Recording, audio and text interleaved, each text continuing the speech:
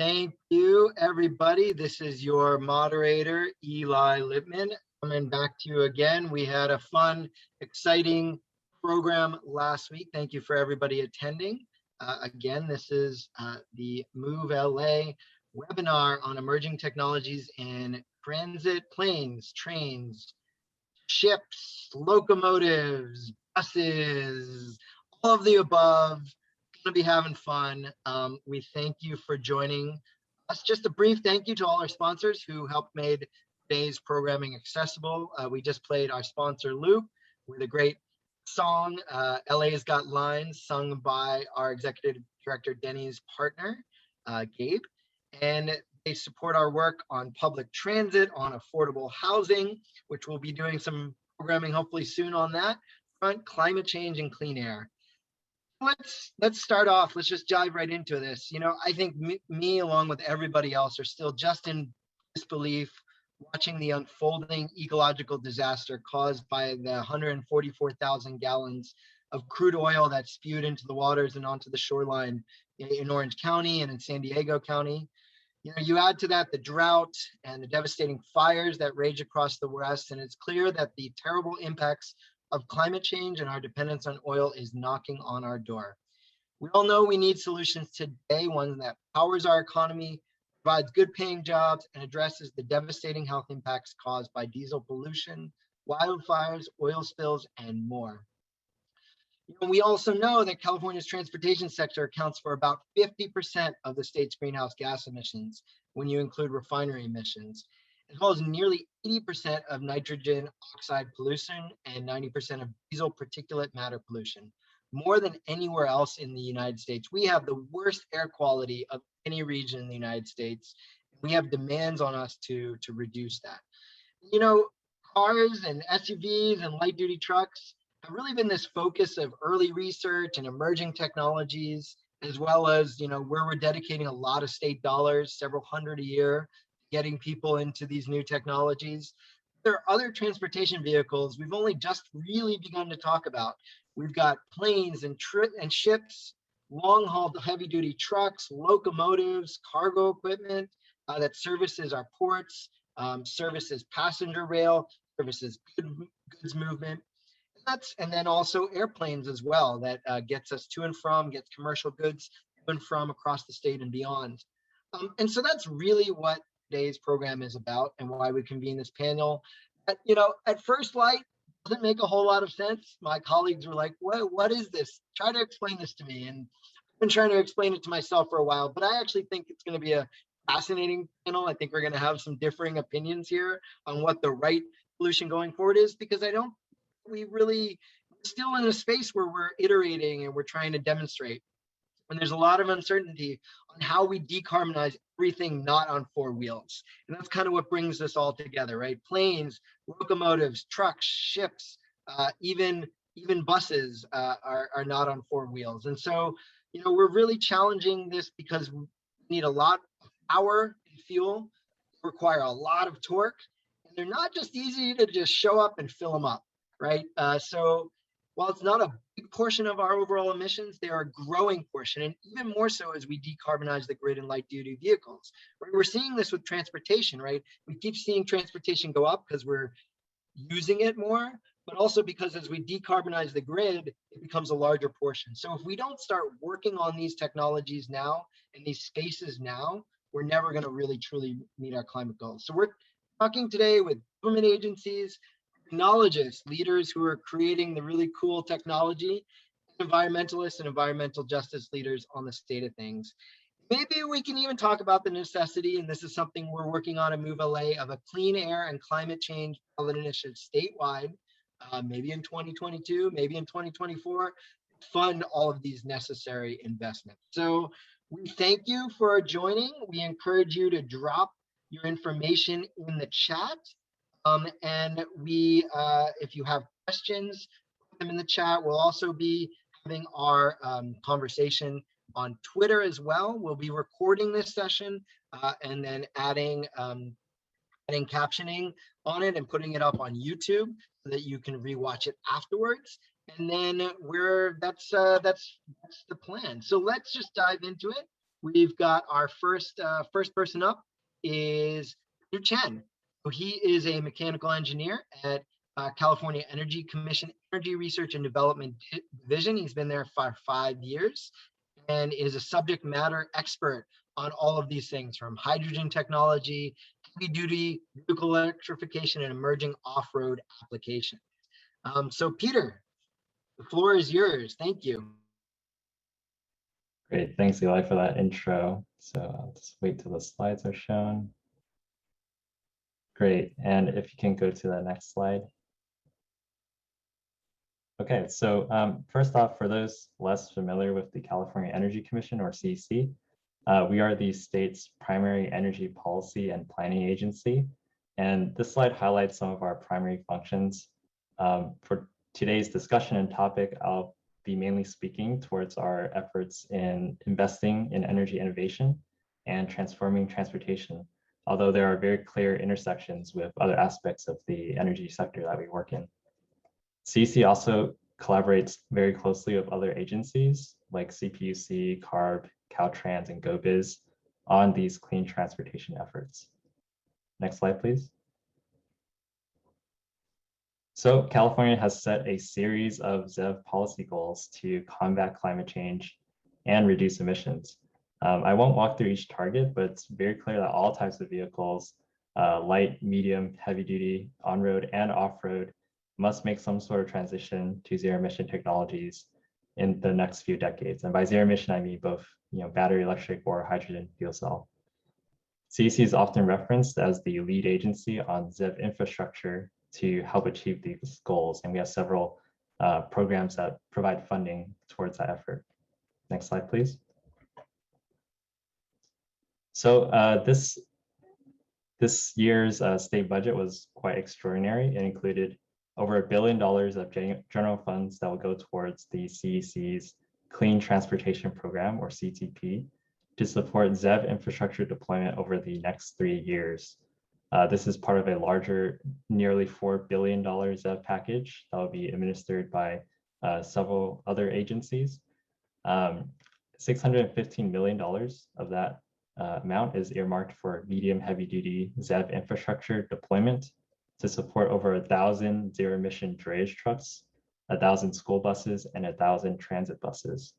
So needless to say, medium heavy duty is a huge priority going forward because of its air quality impacts and of course equity implications for communities that live near key freight and transit corridors.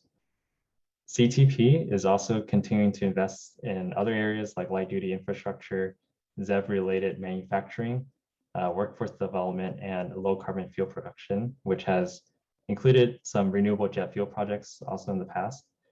So this surge of new funding comes really at a critical time of accelerating demand for ZEVs, not just in light duty, but in heavy duty.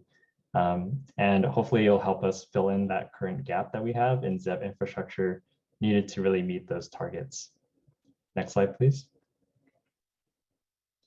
So not to be overshadowed by the big numbers in the new budget, over the past year, we have done a lot in terms of new funding awards under CTP. So there's over $100 million of new projects related to medium heavy duty. Several of these, there are many of these individual projects under these grant funding opportunities, or GFOs. So for the sake of time, I'll only mention a couple awards that I think are more relevant to today's topic. So GFO 2601 awarded several blueprint grants to local governments and agencies to support ZEV infrastructure planning, mainly in the context of school buses and transit buses, but there were some awards that were looking beyond on-road to evaluate infrastructure for transitioning things like ferries and airport ground support equipment to zero emissions as well. GFO 2602 awarded $36.2 million of infrastructure projects to help 7 transit agencies transition over 300 transit buses to zero emissions. Also, through our block grant award, we are setting up a new user-friendly incentive program called Energize Commercial Vehicles, and that's with the help of CalSTART. So hopefully going forward, that new incentive program will help us deploy medium heavy duty infrastructure at a larger scale. Next slide, please. Okay, so while the Clean Transportation Program funds primarily kind of commercial infrastructure deployment, the CC also administers 2 research and development programs funded through utility ratepayer surcharges. So these are the EPIC and the gas R&D programs. And they fund more early research, technology development, and demonstration type efforts. Our gas R&D program is more focused on hydrogen technologies and decarbonizing end uses that may be harder to electrify directly. So we have recently funded $6.5 million of gas R&D projects that are demonstrating hydrogen fuel cells in locomotive and Harborcraft applications at ports. So like Eli mentioned, we are looking into these kind of emerging sectors as well. I'll quickly give 2 examples of those projects. So one project will be demonstrating a hydrogen switcher locomotive with Sierra Northern Railway at the Port of West Sacramento. And this was a collaboration with the CTP, where they're also funding a first of its kind multimodal hydrogen fueling station, which is really exciting because it'll be designed to support both the locomotive and on-road vehicles and really helping getting over that barrier that we see with hydrogen cost. And if we can scale up, demand by sharing uses, that cost can go down. On the Harborcraft side, we have one project developing a liquid hydrogen tugboat design for implementation at the Port of Los Angeles. And we're also demonstrating a multi-use vessel as well. Going forward, we have $8 million of funding lined up that will support research and development related to hydrogen fuel cell trucks and buses with challenging duty cycles and advanced fueling infrastructure solutions for heavy transport. Next slide, please. Okay, so analogous to the gas R&D program, the EPIC program is our other research program that supports clean energy innovation to specifically benefit the electricity grid and electricity ratepayers. So over the past year, EPIC has invested over $30 million in projects to support medium heavy duty vehicle electrification across a variety of technology topics. So just some examples of technology that EPIC is investing in the transportation space is bi-directional charging. So this is a technology to basically enable electric vehicles to discharge their energy to power other loads besides just mobility. So this will help us be able to treat electric vehicles as a grid storage resource potentially when they're not being driven. We're also looking into integration of distributed energy resources like solar, storage, microgrid technologies with charging infrastructure so that we can help manage loads and mitigate grid impacts of especially large scale fleet electrification. We also have efforts going on to deploy some public access high power charging solutions for electric trucks. This is a huge gap right now, especially with kind of owner operator fleets that rely on public charging. So we hope to do some research to address that. So ultimately, we want to make the deployment of ZEVs and their supporting infrastructure easier, more efficient, lower cost, and supportive of versus detrimental to a cleaner and more reliable grid. And across all these programs, you can see that we haven't done as much as on-road in terms of planes, trains, and ships, but we do definitely see growing interest and a need to address those barriers. It's just there's limitations in our programs and where we get the funds and how we can spend it.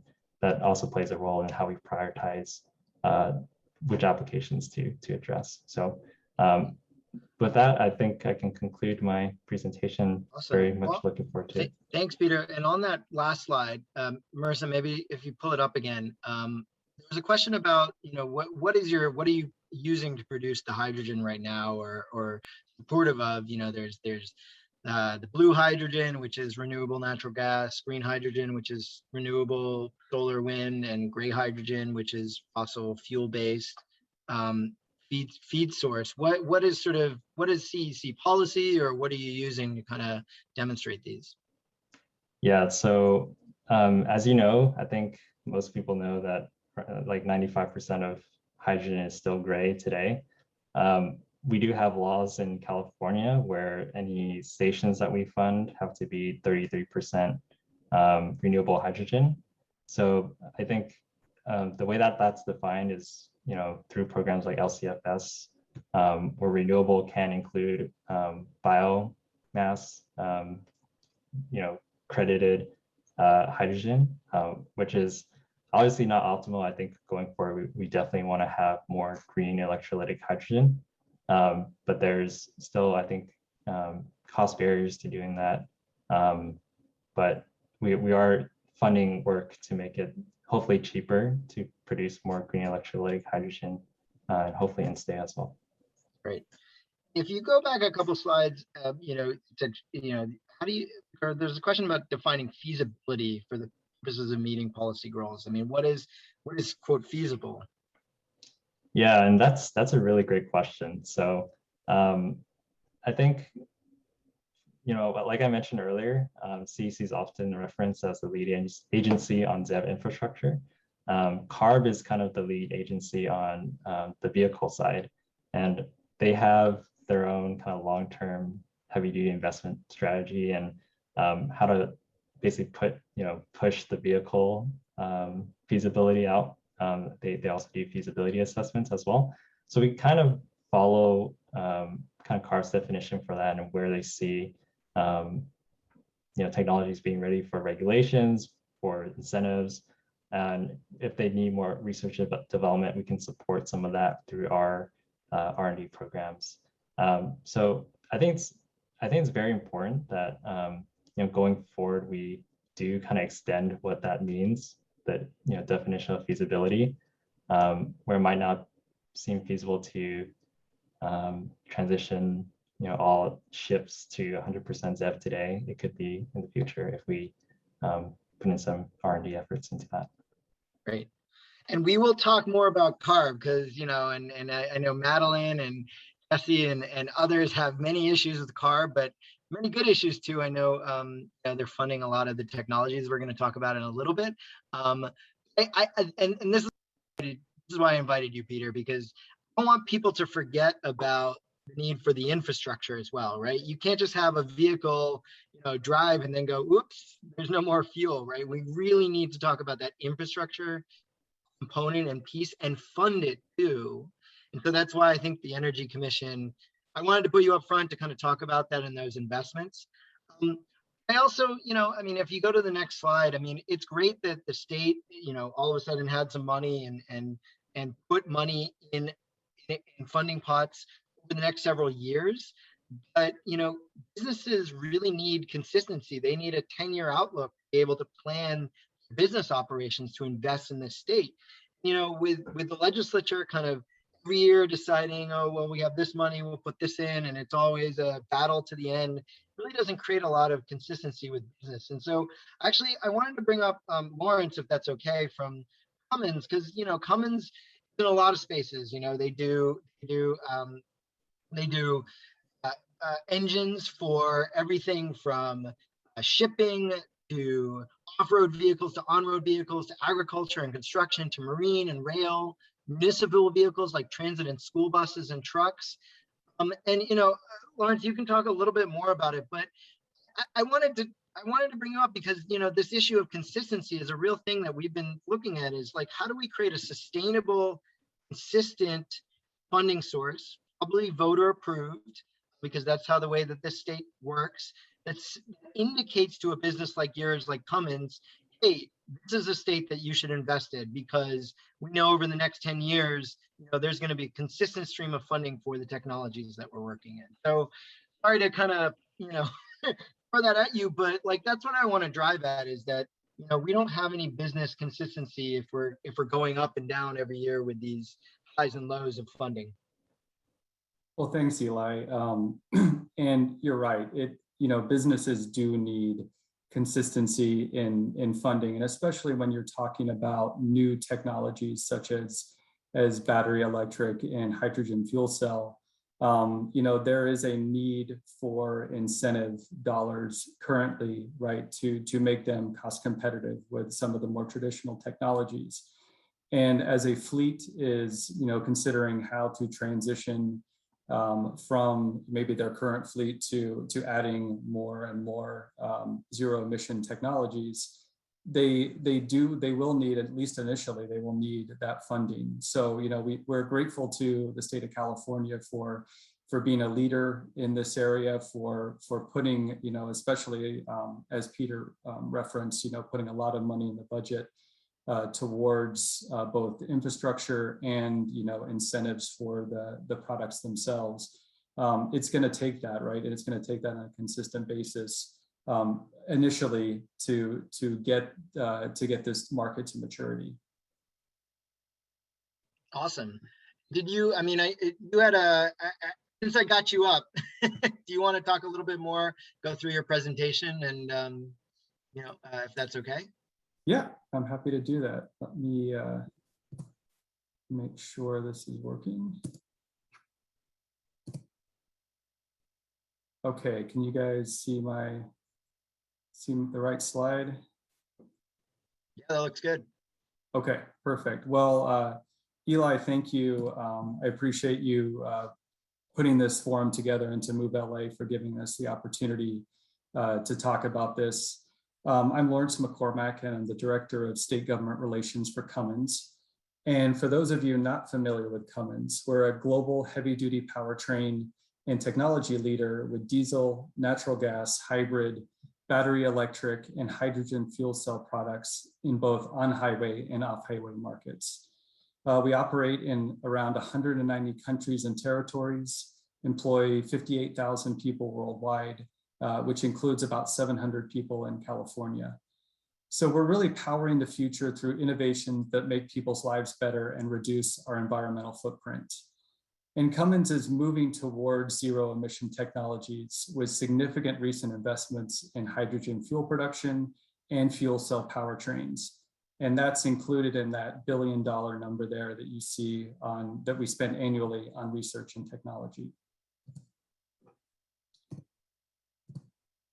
So Eli, you kind of alluded to this, but we are in a number of applications. And when we think about Cummins being on what we call our path to zero, it's really our mission to deliver a zero emissions powertrain solutions to customers and reduce our company's overall environmental footprint. But that path to zero is more challenging for the heavy duty market than the light duty passenger car market. We have to address a wide range of applications with very specific needs and much lower volumes than passenger cars. And our powertrains are used for business. And so our customers expect our products to work long hours over hundreds of miles. And if they don't work, that can impact food and medicine delivery. It could delay the response time for an emergency vehicle or affect the power at a hospital experiencing an outage.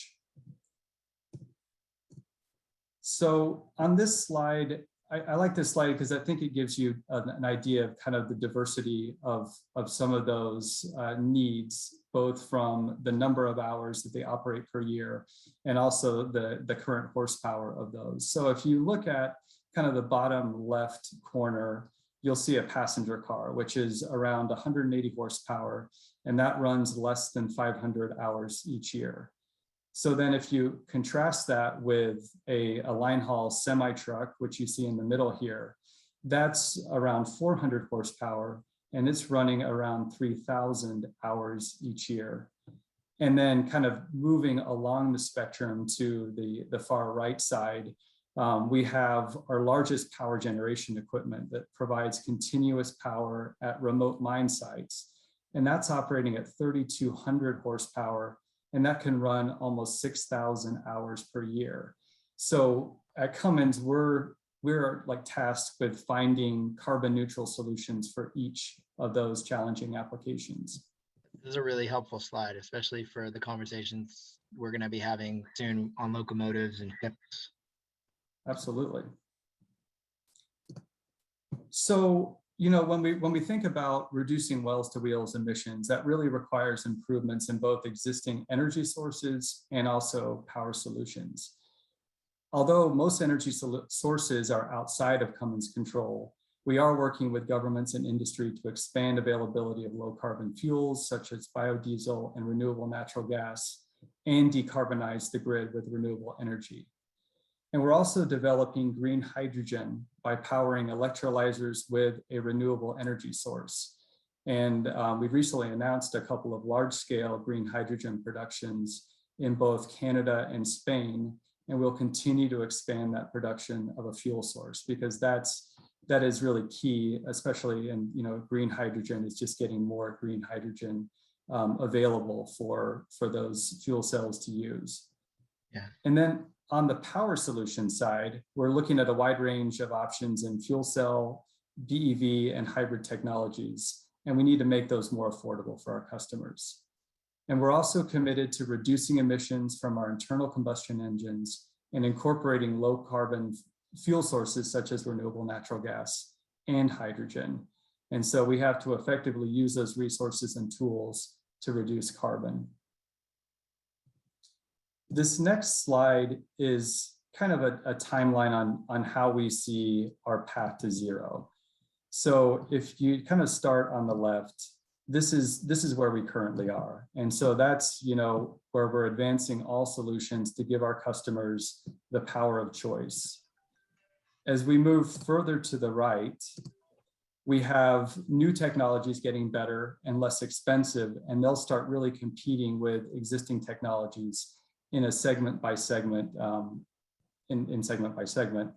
And then, going towards 2050, that's where we see those technologies going into full development, those new technologies, and then having the deployment of new low carbon technologies. So just to kind of wrap this up, Cummins is investing in the path to zero, as I call it, and that relies on our ability to continue innovating and investing across our broad portfolio of power solutions. So as we progress this work, we need partnership from our stakeholders to make advancements across energy sources to bring zero emission products to viability across all applications and regions. And at Cummins, our role is to improve the efficiency of converting energy to power. That includes continuing to offer a broad portfolio of power solutions, including electrolyzers for hydrogen production, and supporting our customers wherever they are on that journey. In doing so, it requires us to maintain a broad portfolio of power solutions to meet our diverse customer needs and minimize total carbon emissions throughout the energy transition. And that focus is going to be on both advancing internal combustion engines and also advancing those other solutions. But as you had mentioned, Eli, we can't do that alone. We really need partners and governmental agencies like the California Energy Commission to continue to play an important role in greening the grid, improving infrastructure, and developing a hydrogen economy. And we really feel that only through working together can we really make it to the finish line on our path to zero. And so that's my formal presentation. Great. I'm happy to take any questions. Yeah, I mean, if you go back to that one slide that that had the different technologies, it really begs the question. It sounds like there's really not one sort of winner technology, right? Battery electric, fuel cell, hydrogen, renewable natural gas, or diesel. Was it this slide or? The one before, like with the duty cycles, that horsepower versus, this slide here. Do we? Yeah, I mean, do we need all of them, or do we rely on just one? And why is that? So we believe we really need all of those power solutions. There are a number, as we can see here, there's a number of applications in that heavy duty market. And some of those are already making the transition to zero emission technologies, and transit bus is a great example of that. But then other markets are going to be more challenging, right? Thinking of kind of on the right side of the spectrum there. And it's going to take time to put that infrastructure in place. And so, we, as that infrastructure is being put in place, as we get a more robust charging infrastructure and hydrogen refueling infrastructure, we'll have to rely on technologies that we have now to get us there. And so what we want to do is really provide that portfolio of solutions to our customers so that as they make their journey to zero emissions, they've got choices that they can use, and then they can choose what is the correct application or choice for them at that time. See, I keep hearing that word infrastructure, and that almost always takes public investment. So I think that really is, a good and highlightable point, is that we need the infrastructure to support it. I'm wondering. This is a kind of a good question from Sharon Weissman, longtime friend and works in this space. Wanted to kind of know, and maybe this. We don't really have an expert here from Goodyear, but a lot of particulate matter is going to be coming from brakes and tires. Is there anyone working in that space to reduce those sources? Because regardless, all of these technologies are going to need some sort of braking, and not all of them tires, but some of them. So I don't know the answer to that in particular, but I know, just thinking of, other companies like Cummins, OEMs, suppliers. I mean, everybody is thinking about how to improve their products because they see where this market is going. So it wouldn't surprise me if, there's advanced research being done into that as well. All right, so next panel, we'll have to have our tire experts out. Great. So I've been communicating with Jesse. I don't know if he wanted to unmute. I know the power went down in Wilmington, of course. So Jesse, if you want, we can go speak to you a little bit later, maybe when the power comes back on, because I know that you've been working a lot in this technology. Well, actually, right now I'm sitting in the office hallway. Okay. I'm using advanced technology called a smartphone, and I'm online right now with you, so I can go forward. Oh, great. Minus my computer screen with my other notes on it, so I'll be off the cuff a little bit here. Well, yeah, I just just to introduce you, Jesse founded Coalition for a Safe Environment. You've been doing incredible work around the ports of LA and Long Beach around public health and the communities that you live in, the people you work with live in, about new technologies. And you've been producing this annual, and I'll put in the chat a list of zero emission technologies in off and on road vehicles. It kind of shows like, hey, these technologies are here, and we need them in our communities. And it was really powerful. We went to this press conference a couple of weeks ago, you and I, where you showed a jar of the soot that was coming off of the ports from all the pollution there. You just kind of poured it out. And it just, I had a mask on and I was like, can I put another mask on? Because I felt myself choking. So, I wanted, especially for the rest of the speakers, how do we frame this in the idea of environmental justice and the real impact that this is having on people's lungs, on asthma rates, but especially cancer rates. Diesel pollution is a cancer, by the state of California, is declared a cancer-causing pollutant. And so, how do we end this scourge on our public health?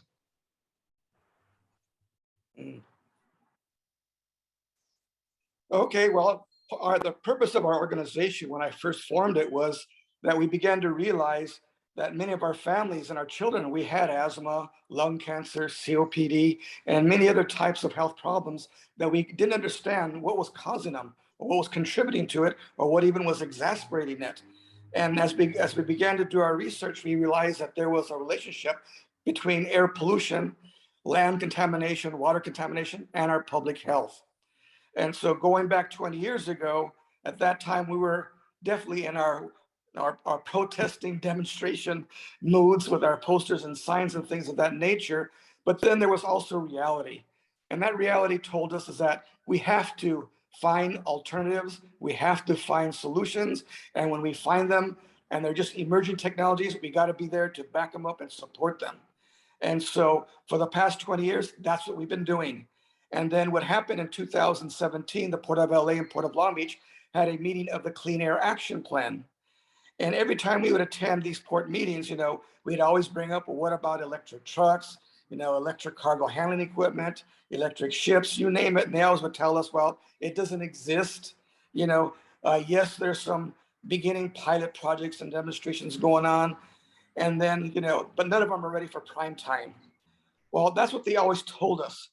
But then in 2017, we said, hey, wait a minute, we're reading, newspaper clippings, we're seeing news articles, companies are contacting us that yes, we do have a battery technology that can be used in trucks and trains and cargo handling equipment and things of that nature. And so we began to research it. Now, when we first published our list in 2017, it was only like 6-7 pages then. Well, now it's over 20 pages long. And what we do is that we break down the type of vehicles that are available. So if we're looking for a Class 8 drayage truck, for example, and you listen to the ports and the industry, they'll say, well, there are no zero-emission trucks that are ready for prime time that can do all the duty cycles. Well, they're only telling half the truth. It is true that, we will not be able to go long distance with any of these freight trucks. However, they can go up to 200 miles. And as we started doing our study and publishing our list, we now have like 18 trucks that are zero emission that can all do short runs. And then we started looking into, okay, what is the aspect of trains? Well, as we began to research that, and our research goes worldwide, so it's not just limited to the United States. We look at Germany, Japan, China, everywhere where they're using these type of technologies. And we found out that right now, worldwide, there are 22 freight train manufacturers that are available that make all electric zero emission trains. Now, if we're talking about passenger trains, it's even more. We're talking about 98 passenger trains worldwide that are out there operating that you could also purchase and operate here in Los Angeles or any city in the United States for that matter. Then going back in this July that just passed, we started looking into ships. And what we discovered is that right now today, there are actually 13 electric ships operating throughout the world. There's one container ship, there's one tanker ship, there's a pilot boat, there are a couple of tugboats, there are passenger ferries that are already electric today now. So that is our contribution that we're making, is by publishing this list, attending these type of presentations where we can inform the public and we can inform the government agencies and even the trade associations themselves that these technologies are not just emerging, they're here now. And when you talk with the manufacturers, they'll tell you, well, we'll build a boat, we'll build the train to whatever your requirements are. All you have to do is place the order. And so having learned that is why we've continued in our progress of what we've been doing and continuing our research, and then whatever else it takes to support it. Now, you heard the words batteries mentioned, you heard the things, fuel cells mentioned. These are all technologies that are still evolving. Yes, they may have some limited distance with as far as they can go long distance wise, but they are evolving to the point where they can go long distance. Even if we're talking about trains, we're talking about a maglev train. And you just brought up the thing about what about the brake dust? Well, a maglev train has no wheels. It has linear induction motors, and basically they're using the magnetic waves there that are out there as part of this induction motor, and they're able to stop almost on a dime. And so there are some technologies like that. There's also some regenerative braking technologies that are out there that we've seen demonstrations, even at the Port of Los Angeles, where a company came down there and did a demonstration on the regenerative type of braking. So, we do publish our list. In fact, this month, October, in another week or so, we'll be publishing an update. Okay, so if anyone wishes to have our contact information, just contact Eli, and he'll give you my name, phone number, email address, everything you would need, and we'd be more than happy to put you on our e-list for these zero emission technologies that are out there. Thank you. I love your entrepreneurial spirit. You said, look, this is what's happening in our communities, and everybody's saying we can't do it. We're going to find a way to do it. And I love it. And I love this list. I mean, you got everything on here: payloaders, excavators, those, this is the list of this is the kind of I wish we could make this into a kid's book, because my kids would love this. I've always wanted to write I was trying to find this. I Googled electric car book, for my kids, and I couldn't find one. I was like, I got to write a book about this. But how great would this be to have an electric dredger, electric protractor, all of these EV technologies for a kid's book. Maybe you and I will collaborate and write that. We're going to talk with some of these technologists who are working on some of these technologies in a minute. And I think, Madeline and maybe you, Jesse, if you can you'll stick around, we can talk about like what we need to do as advocates to get this stuff out in the marketplace. I love too about your list that it isn't just all battery electric, like you have a lot of different technologies on there, fuel cell and others. I think that's really forward thinking and smart. Denny, I know you had a question. Denny is our executive director. Thanks, Denny. Can you? Oh, yeah. My question was for the gentleman from Cummins, because I heard him talk about how they were providing product in about 190 different countries around the world. And it seems to me then that if the role of California, people often ask me, what could California do? It's a small part of the emissions. And how do we make a difference worldwide? And I just wanted to pose a question to the gentleman from Cummins.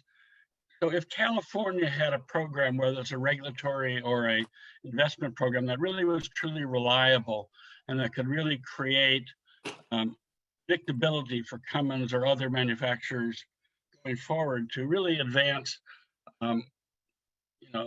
zero emission long haul trucks or marine vessels or what have you.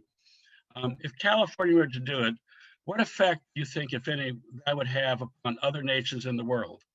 And one of the reasons I pose that is, doesn't that mean that you have a product here you could sell in all those 190 countries, and potentially breakthroughs that happen in California, support that happens in California could make a big difference worldwide?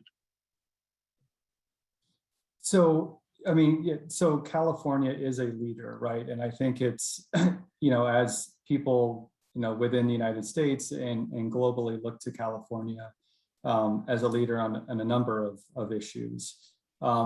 As far as, if there were incentives in California, could that then help to provide products worldwide? It still is a low volume, at least currently. So, we are still working through some of those kind of initial hurdles to get this to a larger audience.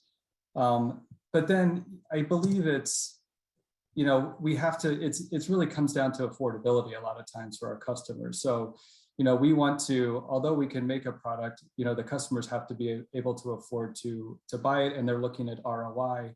So if there's a program in California that, which could show that, where it's providing incentives to fleets and to other customers who are purchasing this, these new technologies, and that's allowing them to, transition their fleets a little bit faster. I think that's something that, other countries could see how that works, and maybe would want to adopt something similar to that. So I think they're always, we always are looking around the world to, what works best and what systems, work best. So if there's something in California that model that works, I think it could be used around the globe. Thank you. Well, we would love to see, I know you said there's 700 jobs in California with Cummins. We'd love to see that double, triple, quadruple, especially if they're high quality jobs with good pay and good benefits. So the more that we can produce here in California, and that's why I'm so excited that we've got, Dave here, and we've got Dr. Pratt here and Bob here from some of these other technologies that are being produced here in California. The more that we can produce here, the better for our economy.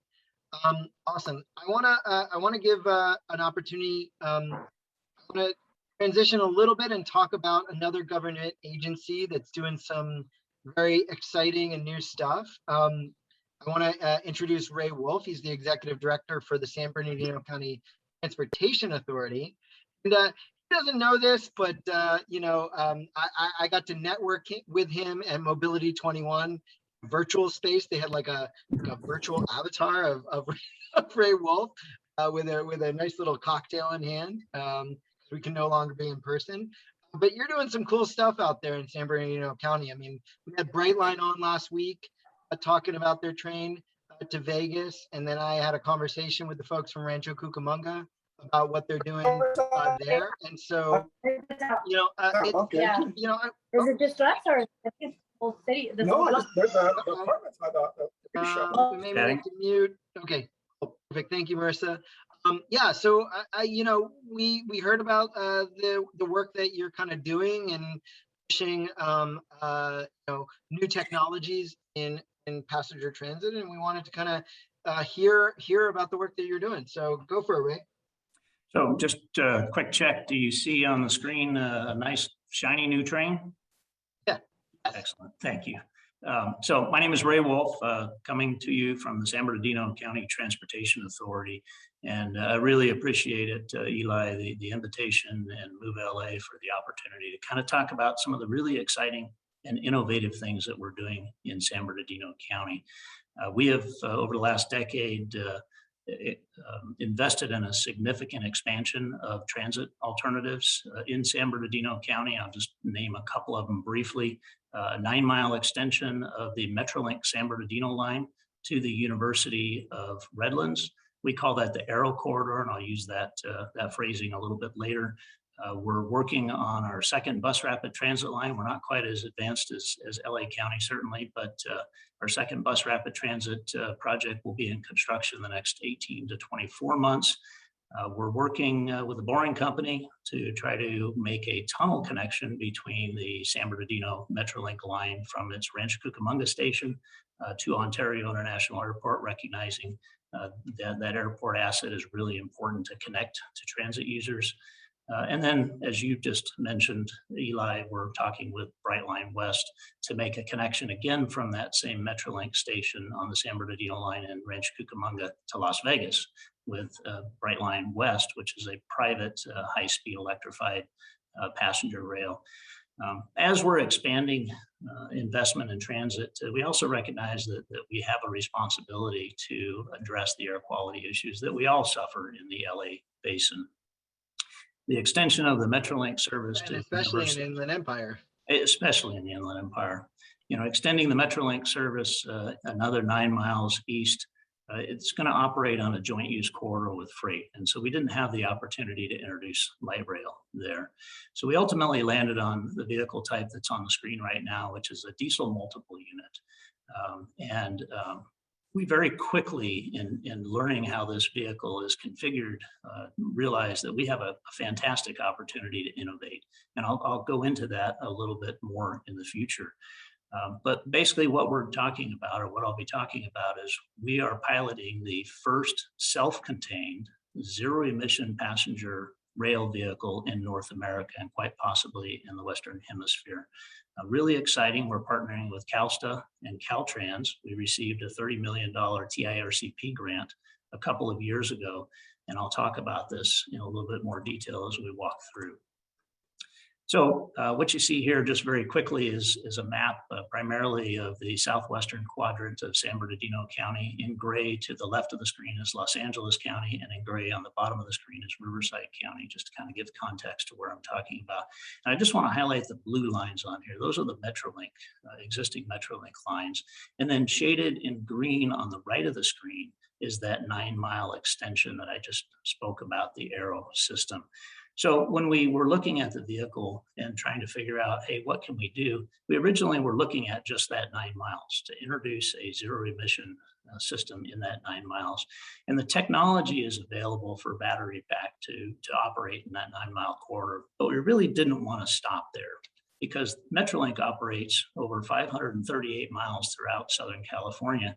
And this vehicle type can operate on the existing tracks. And so we thought, let's not just look at 9 miles, let's go from the University of Redlands to LA Union Station, because if we can prove that technology there, you can use it anywhere in the Metrolink system or on any other Class 1 freight system throughout the United States.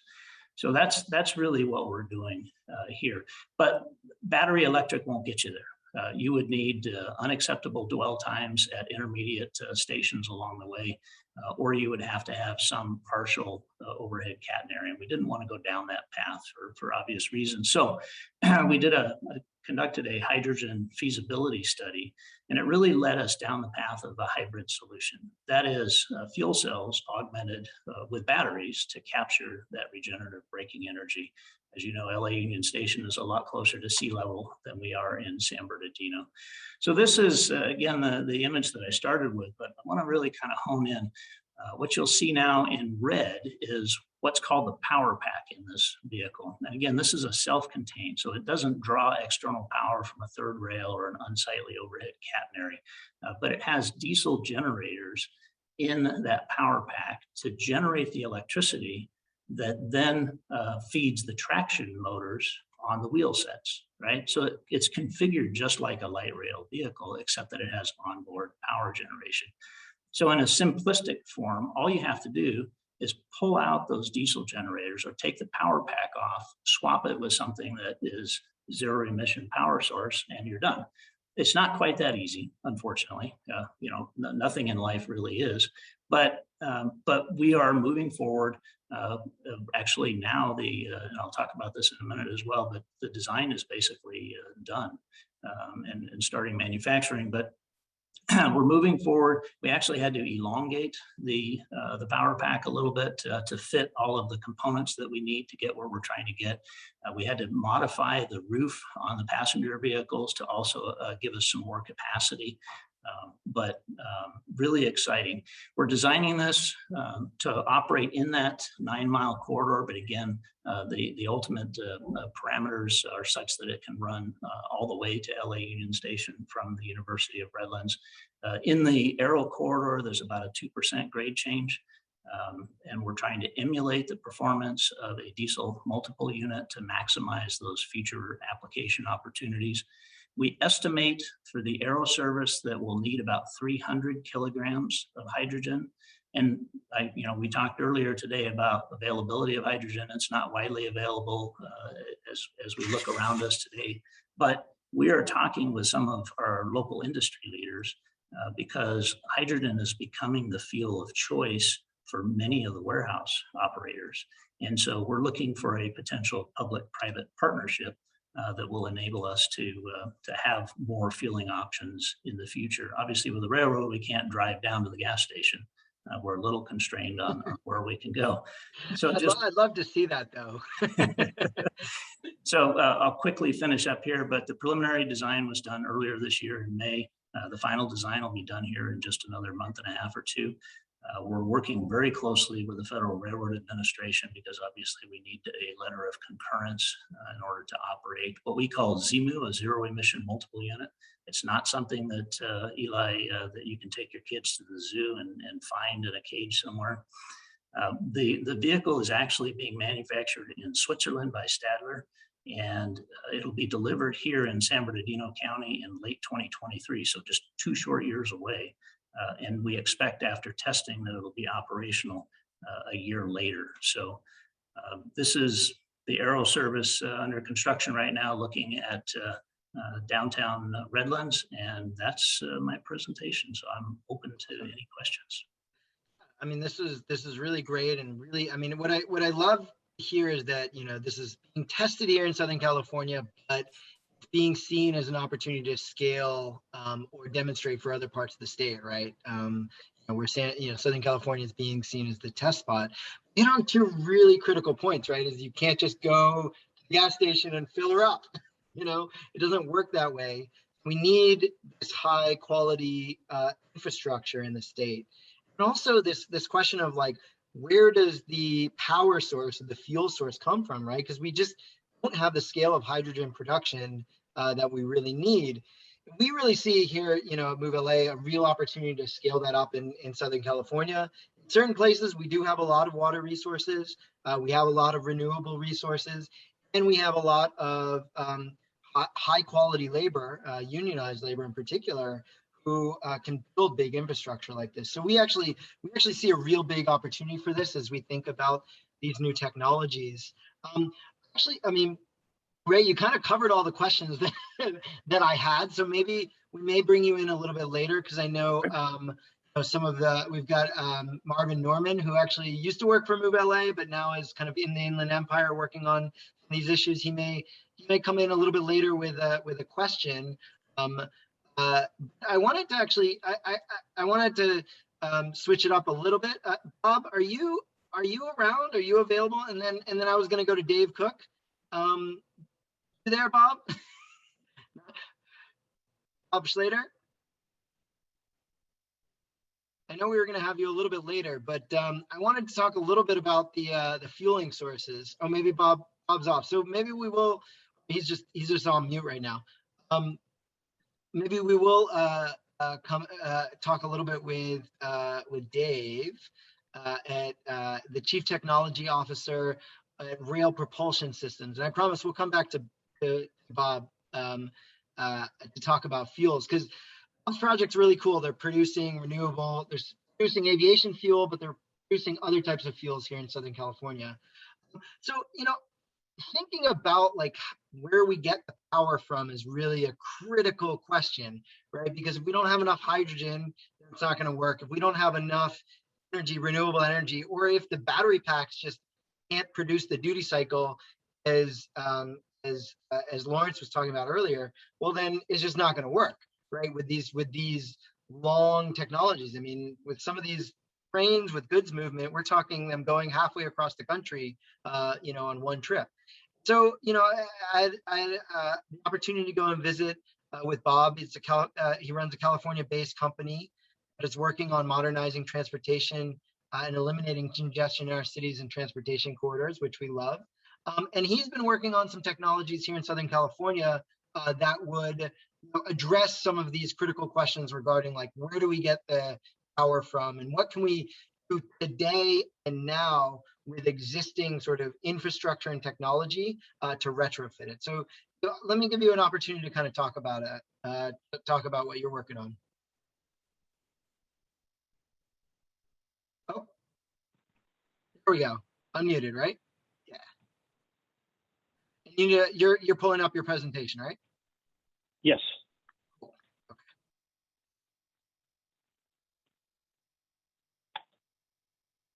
How's that? Can you see it? Oh, here we go. It took me a minute. Cool. All right. Yeah, my name is Dave Cook. I work for a small Fullerton-based company. We've got 2 battery switcher projects, locomotive ongoing in Anaheim. And we just shipped to North Carolina a retrofitted diesel passenger locomotive that's demonstrated in-use emissions well below the current Tier 4 standard. So it's a subject with a lot of different angles. So I'm going to give a little background. Freight rail is more efficient than most people really give it credit for. And the key factor is revenue ton miles. And currently the number is 476. And I like to give people an idea what 476 revenue ton miles per gallon looks like. And basically you could drive a pickup truck towing a Volkswagen Beetle with 1 passenger in it from San Diego to San Francisco, drop off the Beetle and drive halfway back, all on 1 gallon of diesel. And this is the average fuel efficiency of the freight rail industry. And the lumbering mile-long trains that everybody sees going cross country are even more efficient. Unfortunately, the freight rail industry has been able to kind of hide behind this really high efficiency and push back against practical emissions regulations for several decades. And the end result is ARB studies today are showing that the PM emissions of the rail industry per ton mile are actually approaching worse than trucks, and NOx emissions are looking to be twice as bad by 2030. And for decades, the air agencies have been trying to incentivize cleaner locomotives, and AQMD recently released this graphic here that shows NOx emissions are still going up, even though they've implemented the Tier 4 Tier 4 became implemented in 2015. And the biggest part of this is the EPA regulations allow unlimited rebuilding of older locomotives. So to put a little spotlight on what we are talking about when we talk about emissions, this chart illustrates the EPA emission standards for locomotives. In the upper right corner is a smoky diesel locomotive illustrating the Tier 0 standard from before 1973. And down on the lower left corner is the green dot for Tier 4, which is the new standard that locomotives have to be manufactured to. And this table illustrates the full range, and it also brings in truck emissions. And truck emissions since 2010 have been way down here, and the industry has been struggling to get to Tier 4 right here. And in-use emissions, due to loopholes for the certification of certain types of locomotives, actually end up well over here.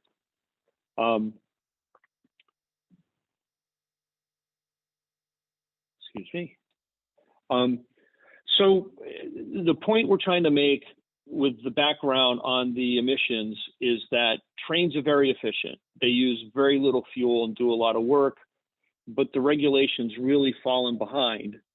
And batteries are actually great for locomotive applications.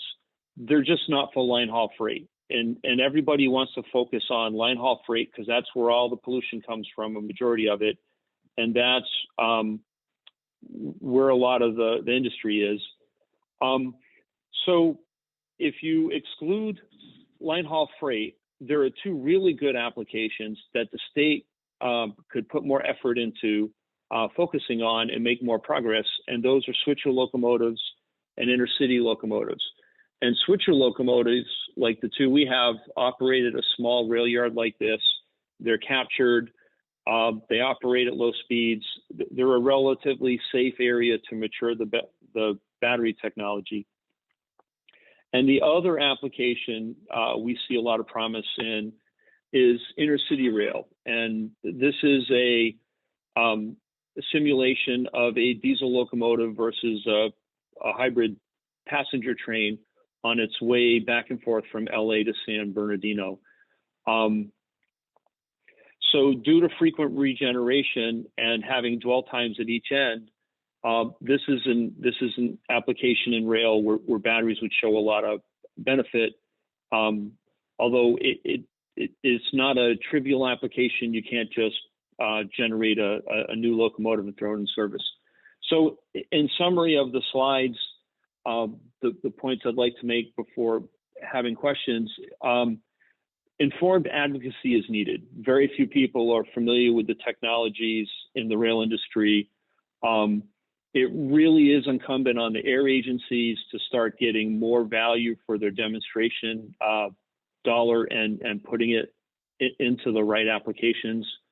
And there's been a reliance on consultants in the freight rail industry to steer public funds, and they should have a say, but there should be more voices heard. Batteries are excellent for locomotives in the right applications. There should be a big push to demonstrate in switcher locomotives where you could have multiple competing companies demonstrating durability and safety. And then, the next step would be a focus on hybridizing passenger trains by adding battery locomotives. And then there should be a campaign to stop buying new Tier 4 diesels. This equipment is, you're buying 30 years worth of equipment, and the technology is evolving every 5 years. There's a lot more, as we've demonstrated with our North Carolina project, that can be done on existing locomotives. And we really need more smaller demonstrations and not putting large amounts of money into single projects. Awesome. Dave, what I love, and this kind of goes back to what we were talking about with Jesse, and I think also what we're going to talk about a little bit with Madeline, and what Ray is doing and what Cummins is doing is how do we get off of diesel ASAP, because diesel is terrible. I mean, it is literally killing people in these communities, these frontline communities. There, in there was this effort to clean up trucking around the ports, where all the engines had to be a certain level, right? 2010 above engines, and they were supposed to be really efficient. But it turns out that they were really only good at highway speeds, right? To be super clean. When you had them idling for 2, 3, 5 hours, sitting outside of the ports, waiting to get let in, they were just spewing, because, and you explained this to me, the technology that kind of traps the emissions and keeps it from going out needs to be hot. It needs to be hot to work. So it wasn't working. And so, these communities, I think you're seeing, your idea, what you're doing in the rail yards, where these are concentrated in communities, particularly lower income communities, communities of color. They're seeing tons of pollution in their neighborhood from these diesel trucks. You can, these diesel locomotives, you can easily plug them in at night and recharge them or refuel them. And we could really help right now, right, frontline communities that are suffering the most, that are closest to these heavy duty equipment. Is that something that could be implemented now or in the next 2 years, so that we could really kind of clean the air and provide and get rid of diesel near these sensitive communities ASAP? Well, actually, that leads to a different subject, and I'm going to kind of help Lawrence and Bob here. What I hear all this talk about hydrogen, and I've pointed out how horrible the locomotives are. There's like this difference. It's like bad and it's perfect. And there's very little talk about hybridization and diesel hybridization and renewable diesel fuel, because a diesel engine, when it's operating hot, can be near zero emissions with a diesel particulate filter. And we can put these into switcher locomotives to give them more range. We can put them eventually into battery locomotives that are in passenger trains to eventually get rid of the larger prime mover. But yeah, if you wanted to clean up drayage trucks, a battery dominant hybrid with a diesel engine that all it does is charge the battery would run at near zero emissions. And as you improve the opportunity charging, you do more and more with batteries. And it snuck up on us. When I first started proposing hybridizing passenger trains 6 years ago, I was proposing super caps, and they were insanely expensive. And they barely could capture the stop energy from one stop. And now batteries are down around $200 a kilowatt hour. We're the frog in the pot, and the water's warming up. And the technology is pretty much ready. It's a matter of getting it out there, trying all the above, and moving it forward. And that includes a little bit of hydrogen. My beef with hydrogen is the focus.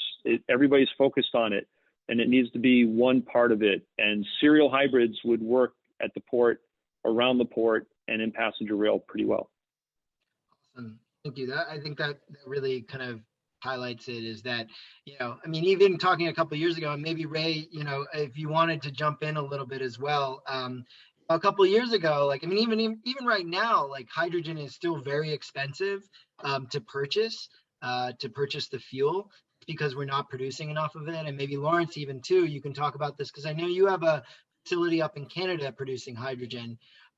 But maybe it is these demonstrations here in California where we can create a situation where we're bringing that cost down, so it does make sense from a return on investment and a business perspective, to a point where it actually is. We're actually we're doing it in an economically feasible way.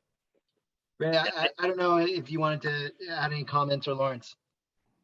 I'll just be very brief. I think we've talked a lot about battery electric in California. In fact, a lot of the regulations for a while really pushed the technology, and we really needed to be, I think we need to be agnostic as we're trying to figure out what is going to help us solve our problems. We looked at battery electric technology, as I talked about, and it didn't fit for the broader, longer run. Hydrogen is certainly expensive, but as I also mentioned, industry in our area is really moving towards hydrogen. because of duty cycle issues with batteries. And so those will change. The technologies are all evolving, right?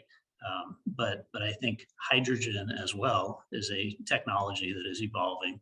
It's not widely available today, but we're seeing a shift in use just in the San Bernardino Valley, and I'm certain anywhere else that there's large industrial facilities. So hydrogen is going to come down in price, and it's going to become more prevalently available.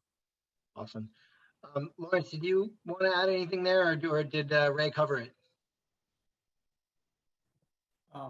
Ray did a really nice job. I mean, we echo that we're agnostic, when it comes to technology. I mean, that's why we want to have that entire portfolio, because, as battery electric, as fuel cell, becomes more robust, we're not sure, exactly where, which segments are going to pick which technology. So we want to allow our customers to have all of those options available, and then they can choose what works best for their duty cycles. But at this point, talking about fuel availability for refueling on the hydrogen side, and then charging infrastructure, those will be really important in driving both of those technologies.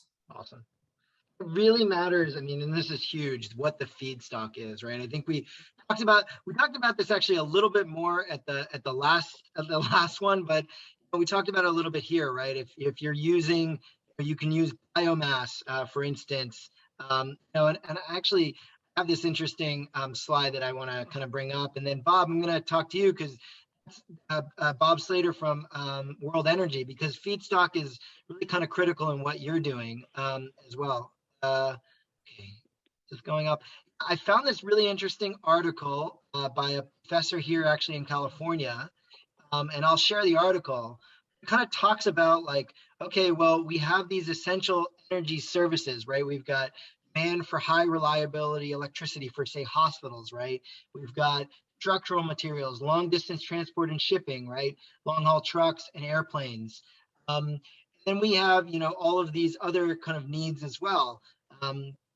So it kind of looks at, these very high to high carbon, but very heavy industries, what are these sort of inputs and outputs? And you can kind of see here, these are the green, renewable only wind, solar.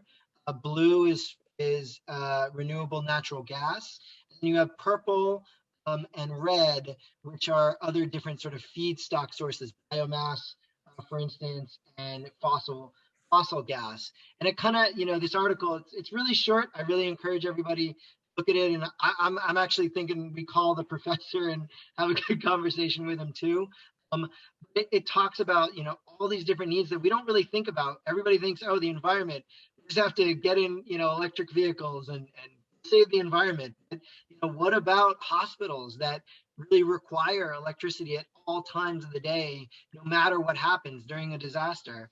So with that kind of in mind, and thinking about these things that as Ray was saying and Dave was saying and others like have really hard recycles, and going back to that great image that Lawrence shared, we'll talk about ships as well, and we'll talk with Dr. Pratt and Madeline about shipping, that have a huge amount of horsepower, really long duty cycles.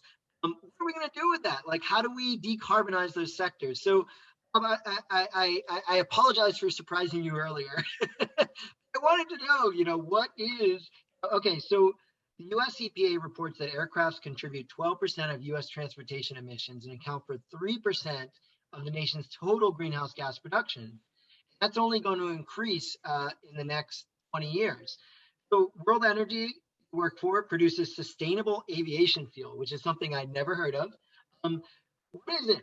How does it help reduce airline emissions? And what are you using as a feedstock, and how do we scale that? So sustainable aviation fuel is a drop-in fuel for aviation. Our product is from fats, oils, and grease waste products, and it's currently blended with Jet A because it has a limited, it doesn't have any aromatics. And it's also really the only viable alternative for for planes. I don't think that batteries aren't going to be efficient enough, way too much to be able to have a battery powered plane as well. Electric planes aren't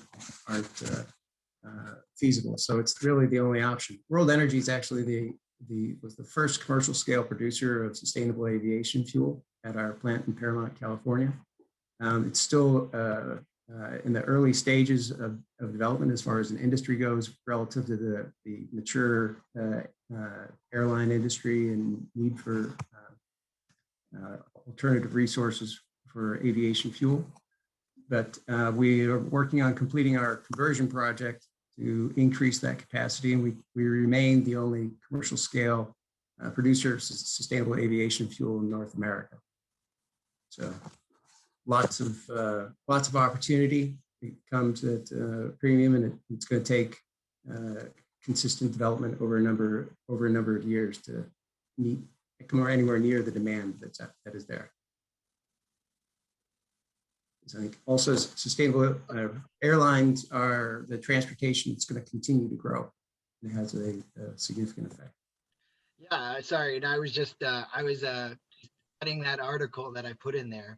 So, what do you use? Is it biomass that you're using to produce this fuel, and why does it burn so much cleaner? Well, I've got a video for it, but it's not a petroleum-based product. Right, so this is renewable fuels from lipids, C9, C10s, and it doesn't have the sulfur content. Why it doesn't?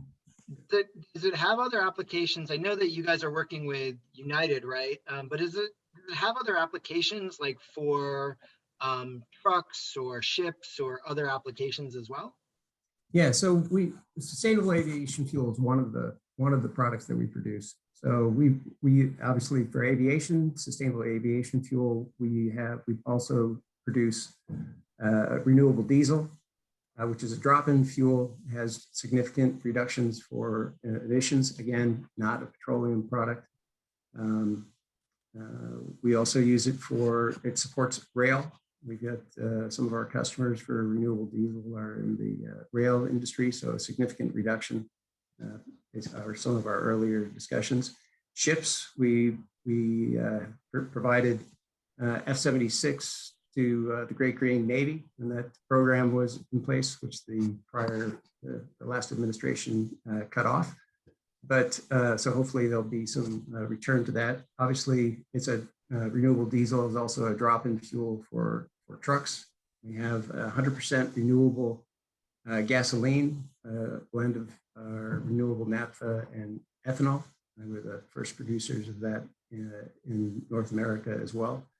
And we are working also on, and by the way, thank you for your support for our application for a hydrogen filling station under a grant program with CEC.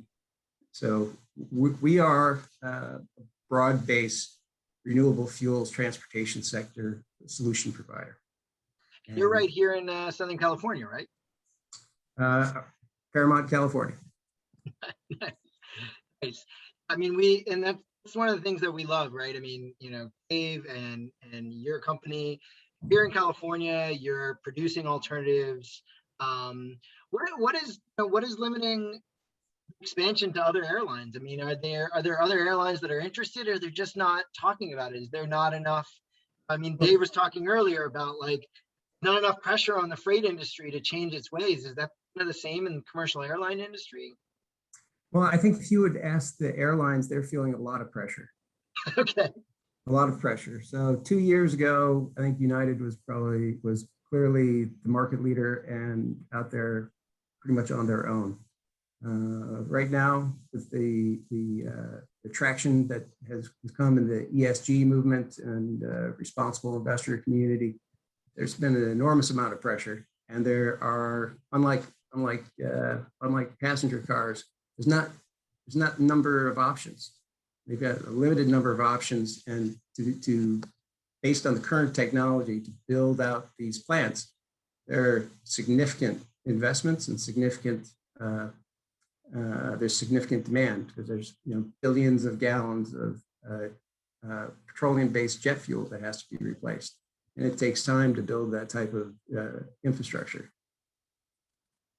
Awesome. Well, that's very. Oh, sorry. Go ahead.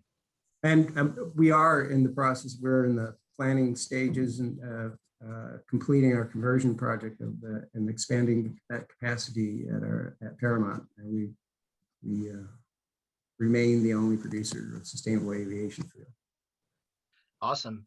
Well, let's I don't know if we have time to play the video, but we can drop it in the chat so that people can play it that way. Maybe I know Lior might be able to help with that. I want to have a chance to talk about shipping. And what I wanted to do is talk with Dr. Joe Pratt. He is the CEO and CTO of Zero Emission Industries, formerly Golden Gate Zero Emission Marine, a company providing hydrogen technology innovations for multiple sectors, focus on decarbonization of the global marine fleet, responsible for the first ferry in the world powered solely by hydrogen. Here in California, again, another California company. I love this. And so, talk a little bit about your work, and then I want to kind of bring in Madeline, and then maybe bring back Jesse and even Marvin to kind of talk about us advocates out there and what we kind of need to do to push these industries into cleaner technologies. We've talked with leaders who are like demonstrating these cool technologies, proving that it's possible. Now we really need to scale it up and get it throughout the industry. So Joe, just to tee that up, but here you go. Go for it, Joe. You got your presentation up. Okay, cool. I'll try to run through this quick so we can spend more time on the questions. I'm going to speak about our expertise and experiences in hydrogen in the marine sector.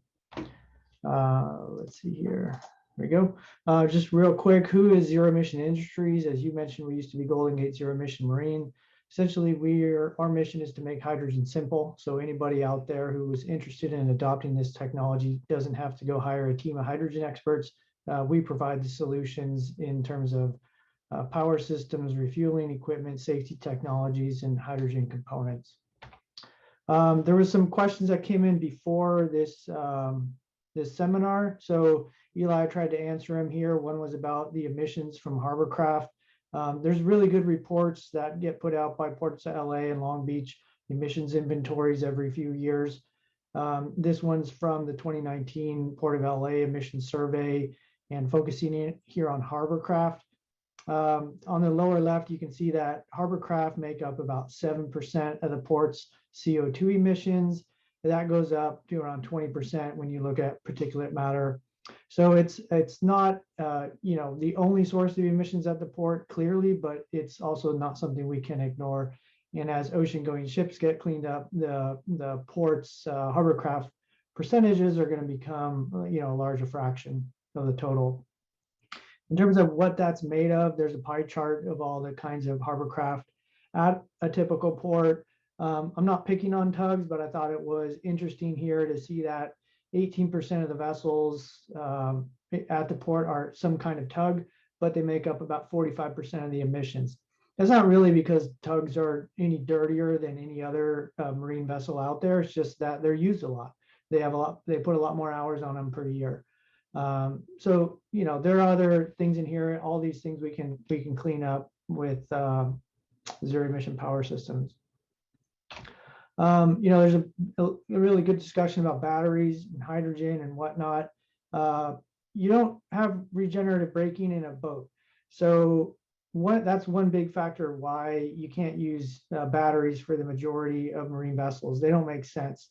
When you start getting above any kind of significant range or power, you'd have to, in some cases, tow an entire ship full of batteries just to power that ship that is moving through the ocean. One way to think about it is it's a lot harder to push something through water than it is to roll through air. So it might sound kind of interesting for me to make that claim, but it's kind of backed up by simple energy energy analysis here. So I'm not going to get into all those reasons here, but this is a graph, and you can download this presentation. One of the last ones I wrote from my time at DOE's Sandia National Laboratories, kind of looking at what are the limits of the different technologies to make zero emission vessels. And the battery limits, you reach those pretty quick. Another question was about production. How do we produce enough hydrogen to meet this? And I kind of flip that question on its head in some respects and say, marine is the enabler to make cost-effective production.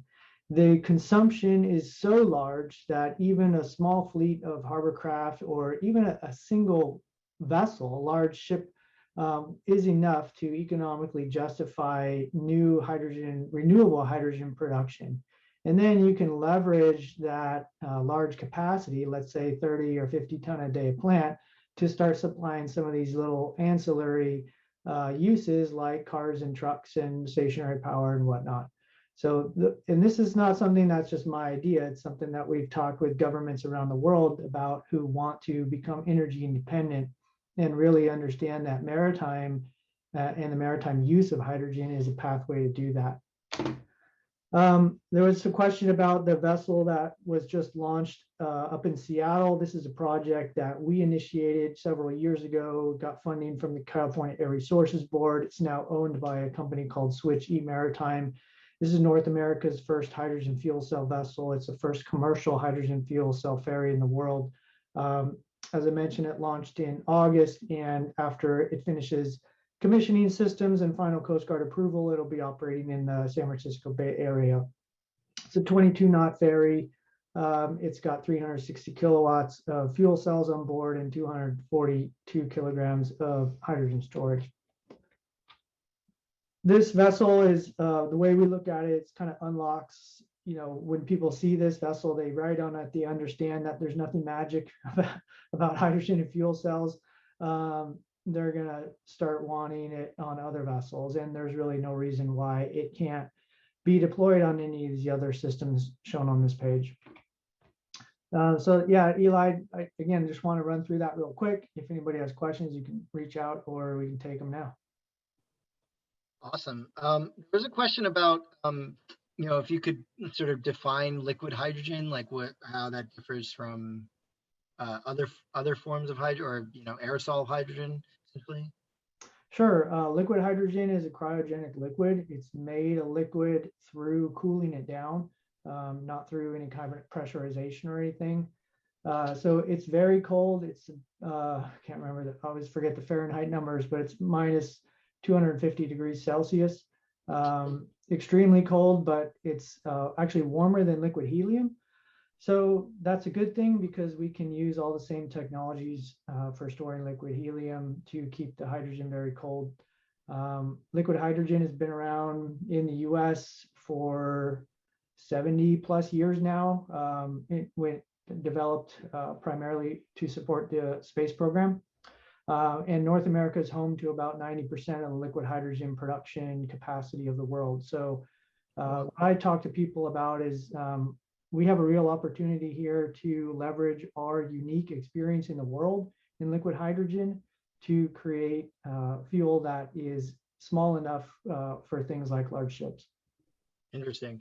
And I never, when you said that about regenerative braking, I never realized that. But some of you may know this. I mean, not. My dad's a climate scientist. He works for the federal government, for the White House. And we used to live on an island, Bermuda. We owned a boat. And he always used to tell me, okay, look, you have to start pointing the direction that you want to go. You have to start to turn the wheel before you get to that point, because the boat will keep going. There are no brakes on a boat, right? It's a very different type of vehicle. So that very much rings true with me. Yeah, I mean, I own an electric vehicle, and a lot of the power from that, doesn't come from me charging it every night, or a certain percentage of it comes from that regenerative process, right, where I'm braking and it's recharging the battery. So very interesting. I mean, it makes it sort of in a different class, and I think that's important to understand. I mean, how do you bring up a really important point, which is we would need a lot of fuel for this. How do we kind of scale this up? And I think you talked about that the way you see that happening? And do you see a voter-supported public funding stream helpful to accelerating that transition of producing enough fuel to make this scale, essentially? Well, I can't remember if it's CEC or CARB, but they did have some funds put towards green hydrogen production facilities a year or two ago. So those initiatives definitely help. What's really important from the customer side, it's sort of like on the loco side, is that if you buy a train or a vessel, you're going to have it for decades. And in order for that to pencil out, you want to understand what your fuel costs are going to be for a long time, not just next year. So having some kind of surety of fuel price, at least within a range, is important for people who are looking at adopting this.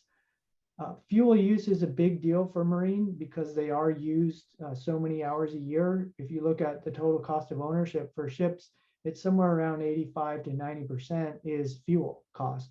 So it's a huge factor. If we can get that fuel cost down to something economical, and I personally believe we will because of the low cost renewable electricity, then it will be adopted and the production will follow. So I really see it as market driven. Awesome. Well, and I think it gets back to the original point, which is infrastructure, infrastructure, infrastructure. I mean, we need a lot more infrastructure and better infrastructure to be able to deliver that fuel. It depends. I guess the other thing to keep in mind for maritime is that there are different classes of maritime. There are very large ships, which is kind of the bright, shiny object that a lot of people focus on, but there's actually not that many of them. You have things like Harborcraft, which are nice because they're clustered in a certain area. It makes the infrastructure a heck of a lot easier. And then there are small vessels. There's in California, 1 million recreational boats alone.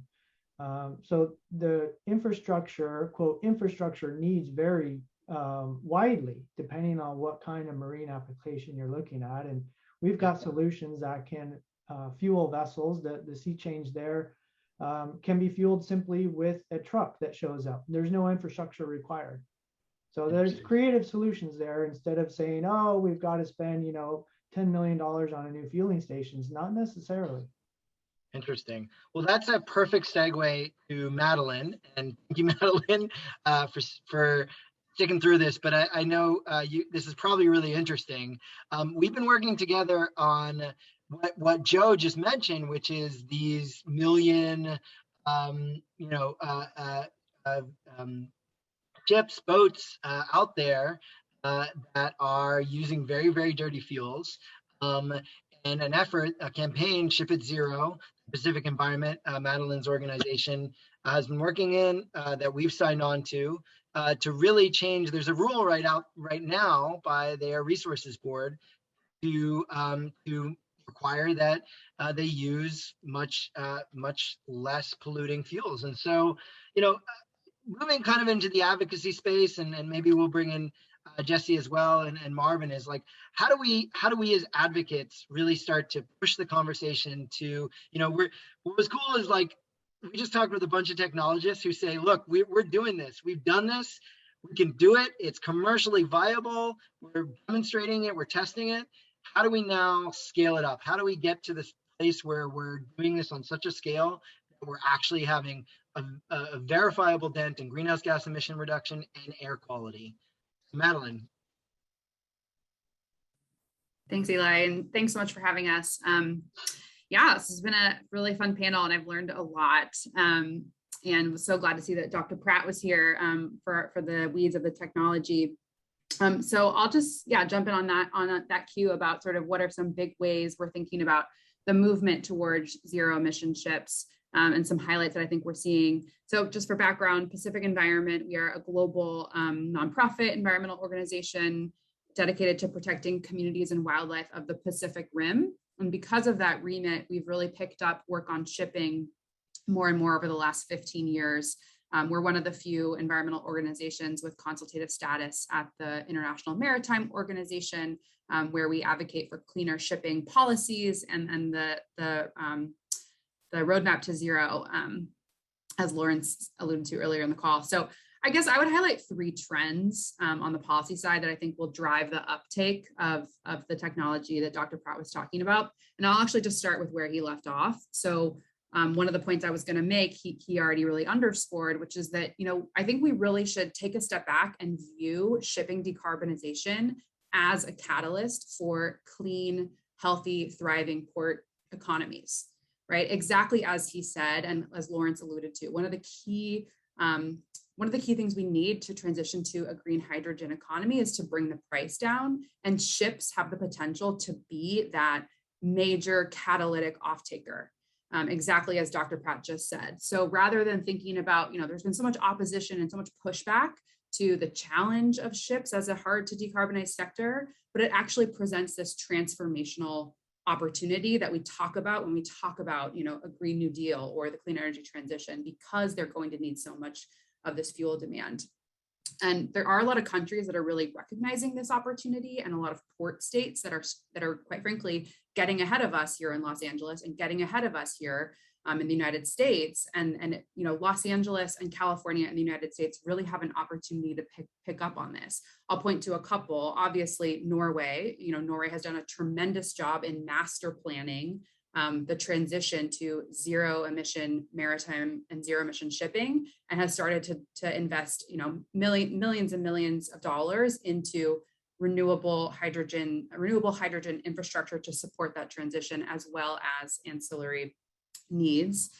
South Korea just announced a $16 billion master plan for hydrogen infrastructure planning that will be coordinated across multiple of its ports.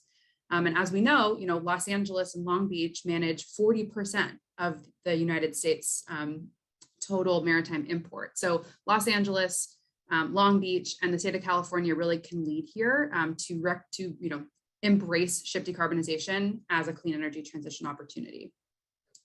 The second big trend we would point to is that we can use the same suite of policies that have been put in place for auto and trucks.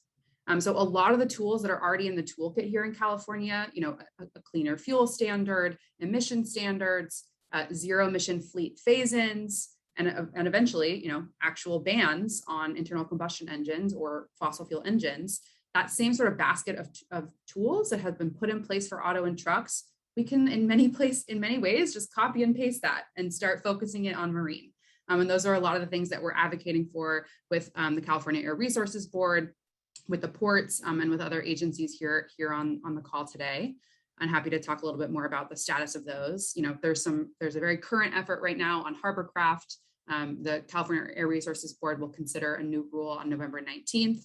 But then we're also expecting them to look at ocean-going vessels, so the bigger ships, next year as well. So really just thinking about applying that same toolkit. And then the third major trend I would flag is, looking at who are going to be the first movers in the global shipping industry. We think it's major container shipping companies, i.e. major retail companies. So Amazon, Walmart, Target, IKEA, a lot of those companies already have, climate positive commitments or climate neutral commitments that outpace their actual carriers.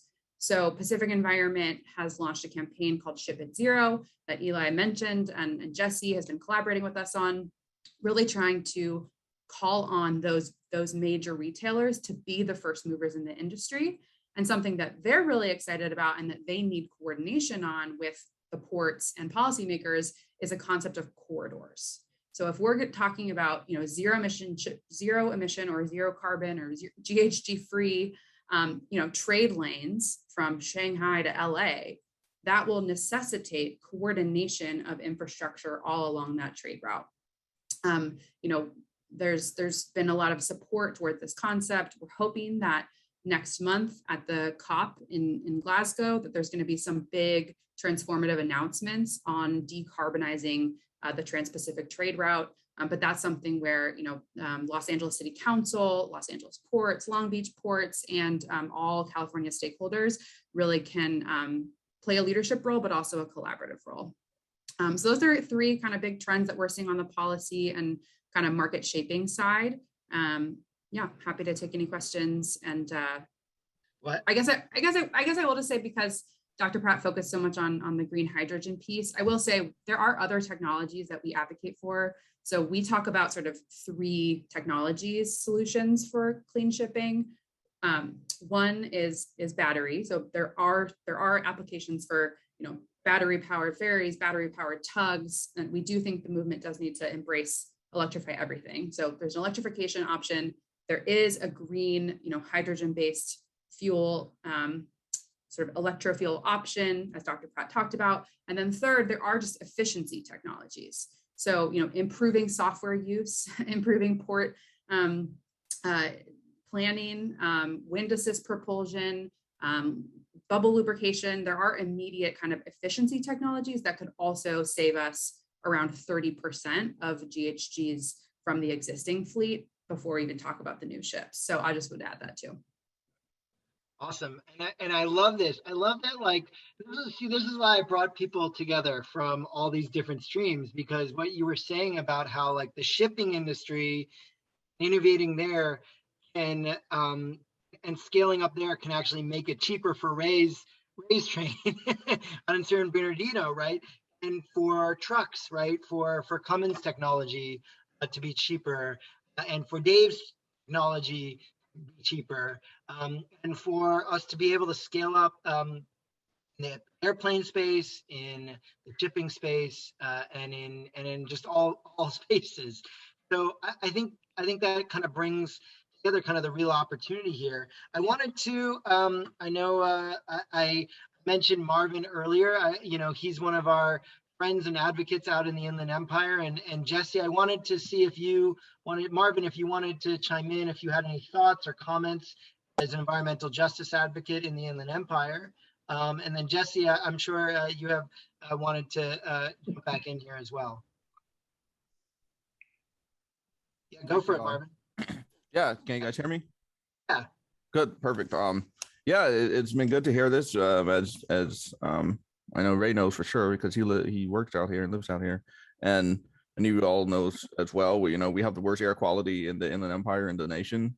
So all of this information, it sounds great. We can't wait to have a reduction in the emissions that are in these in our frontline communities, and the many ways the communities which have for years just been kind of at best promised something in the future, and usually at worst just completely neglected. And so it's good to hear that there's finally progress.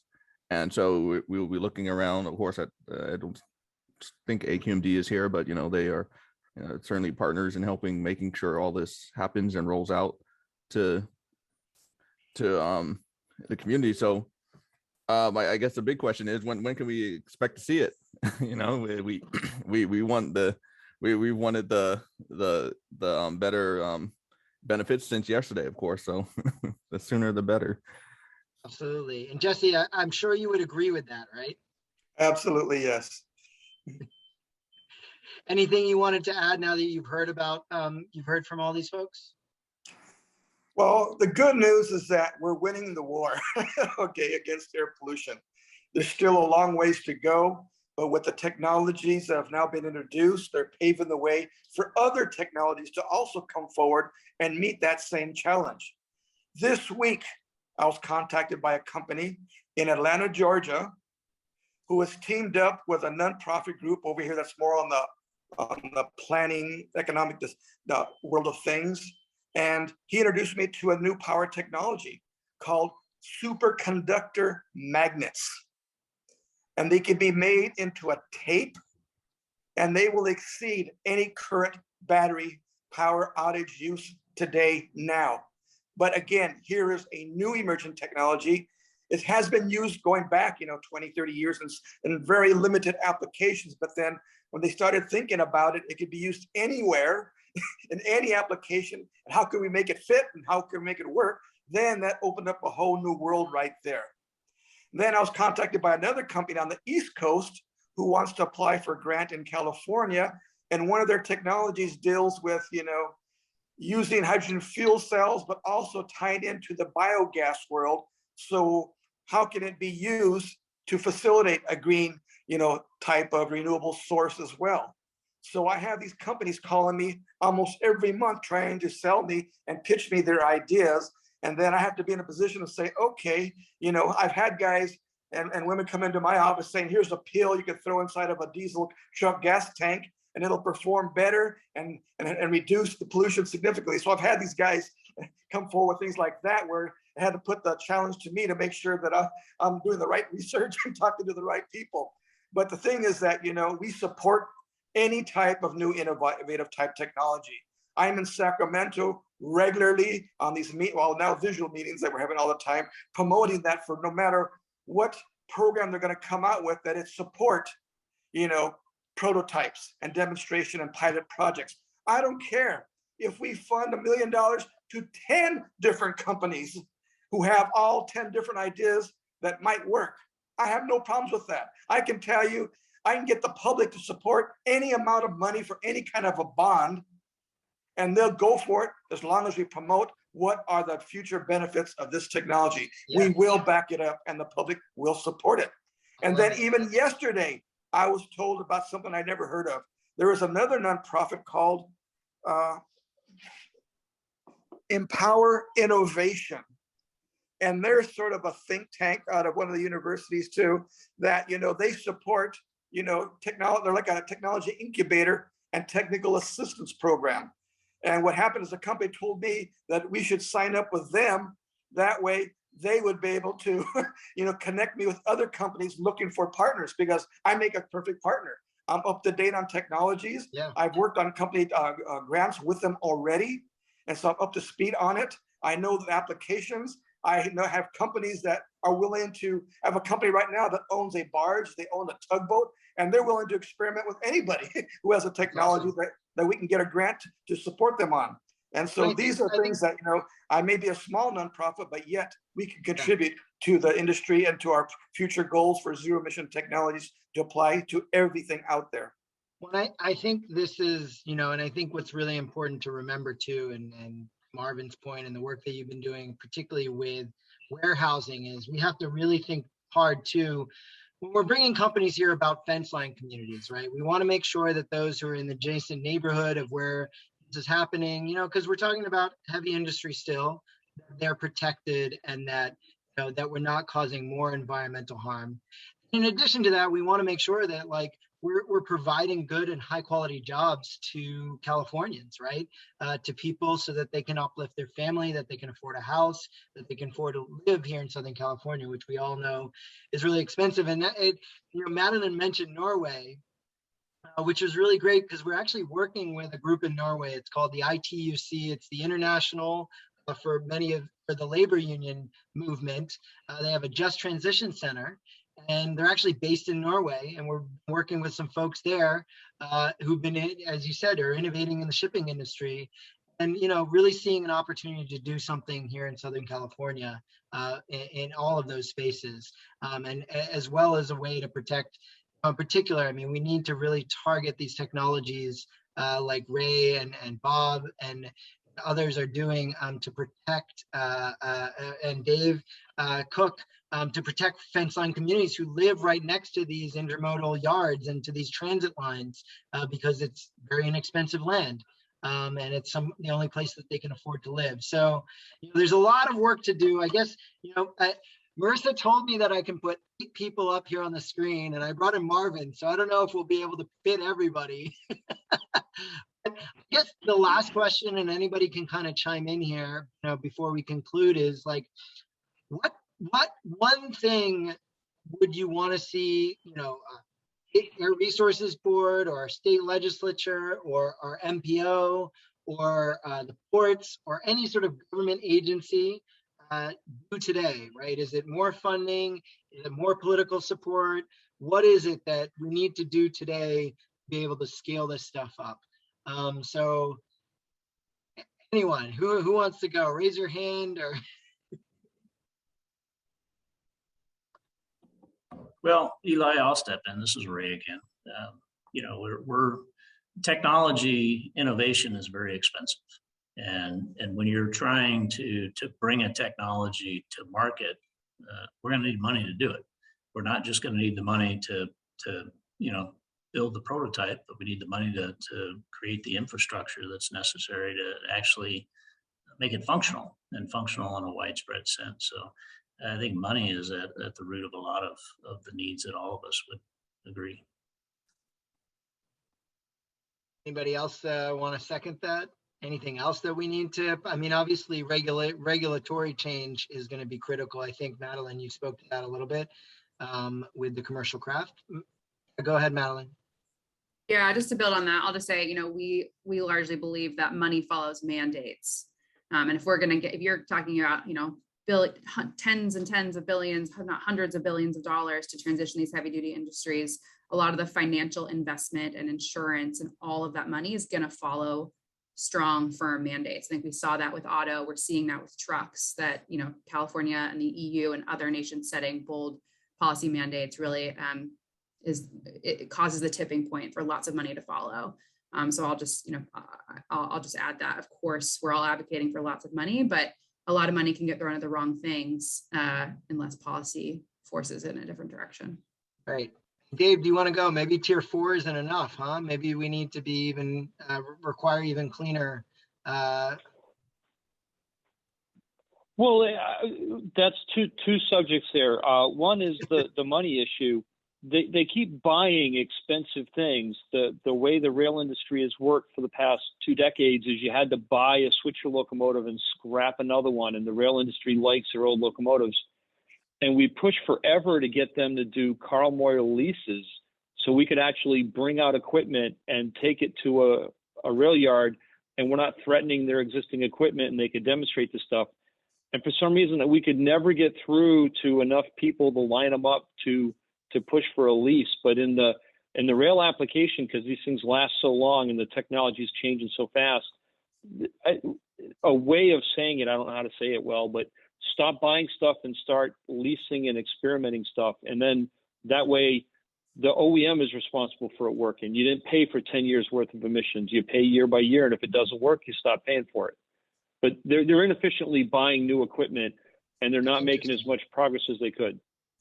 Well, that's a really interesting point. And I mean, I think Denny had to drop off, but he actually developed the Carl Moyer program with Carl Moyer himself. He knew him, he worked with him and developed the legislation himself back in the day. So I'm going to have to circle back with him on that one because that's a good point and a good idea. So well, I'd say it worked really well for trucks and buses. The problem is locomotives are big. They're $3 million. Right. They last 30 years, and everyone wants to just do what they did that already worked. Ships and other big stuff too. So okay, that's a good idea. Bob, go ahead, and then Dr. Pratt. Yeah, go ahead. Yeah. So one of the things that we see, whether you're talking about shipping or trains, having mandates and having the policy give signals to industry, and some certainty over longer durations critically important. So one of the things that we would ask is that that CARB includes a sustainable aviation fuel in their scoping for the aviation sector to be able to make progress in that critical area as well. And I know, we next time we'll invite somebody from CARB, but that's something we wrote a letter right now. The Resources Board, every 4 or 5 years, they go through a big scoping plan, which is basically their plan that says this is what we're going to be doing in the next several years and what we're thinking in terms of the future. It sets a real clear path for industry, but for advocates as well. And we're contributing to that process. We're encouraging others to get involved with that process because what's in there really drives what the state is going to be doing over the next 4 or 5 years. Absolutely right. I don't think that they're paying enough attention in resources and in scoping plan to what we talked about today, everything not on 4 wheels. And so, I think, going back to what I brought up earlier with Madeline and Jesse and Marvin is like advocates need to step up on that plate. So we're going to be doing that. I know for sure we've already written a letter and we're going to be doing more because we really think that a statewide ballot initiative with a sustainable source of funding, not a bond, an actual real source of funding that comes in every year and is consistent, reliable is going to be critical. So we're going to be talking about that. But it's a very good point. Okay, we got some good stuff here. Dr. Pratt. Go for it. Yeah, I really appreciate this session and hearing Dave's thoughts about locomotives. A lot of it rings true for maritime too. You know, the idea that we're trying to use funding programs developed for maybe cars or buses and apply them to large trains or vessels that cost millions of dollars. It reminds me kind of the Volkswagen settlement fund. There's so many restrictions on that. You have to scrap your old vessel if you're going to build a new one, and it doesn't work. You know, nobody wants to get rid of a vessel that works fine. They want to change the powertrain, and that's the only part they want to change. So I think thinking about the value of these demonstrations, it's a lot more than about just a simple one-to-one offset of emissions from you know, an existing vessel that's running a tier 2 diesel. The value of doing a demonstration of new technology is to get it through the regulatory process, to show people that the technology can work in that application.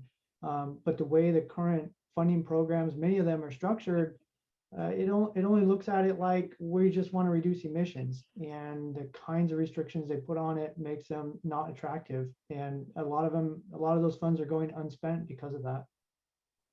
Interesting. See, I love this. This is why this panel is so great, right? It's like we're bringing together shippers, people working on locomotives, people working on airlines. We all have we all have these cross interests in policy and in funding. I think this kind of opens up some real interesting opportunities, because like environmental justice folks, and Jesse, I'll give you 30 seconds because I want to end on time. But you know, as Marvin and Jesse said, like, we want to see these changes now. We want to see these technologies on the road now. And if that means switching out a powertrain, right, with an existing ship or locomotive, so that we can see reductions in emissions and particularly air quality for those frontline communities, for those fence line communities today, like, that is what environmental justice folks, the environmental community ultimately wants to see. I mean, obviously the trajectory is to a net zero or a zero emission future, but you know, saving lives today is really important. Jesse, 30 seconds. Okay. On time. Well, never underestimate the power of the people, the local residents and local small nonprofit organizations, because we can be strategic partners with you, with your proposals, with your concepts. I've learned a ton. This has been very interesting for me, and I hope for you as well. We will be recording up of this on our YouTube channel. That's youtube.com/MoveLA We'll link to it on our website, movela.org. You can always contact me. And so thank you everybody for joining. Thank you to all the panelists, and enjoy the rest of your afternoon.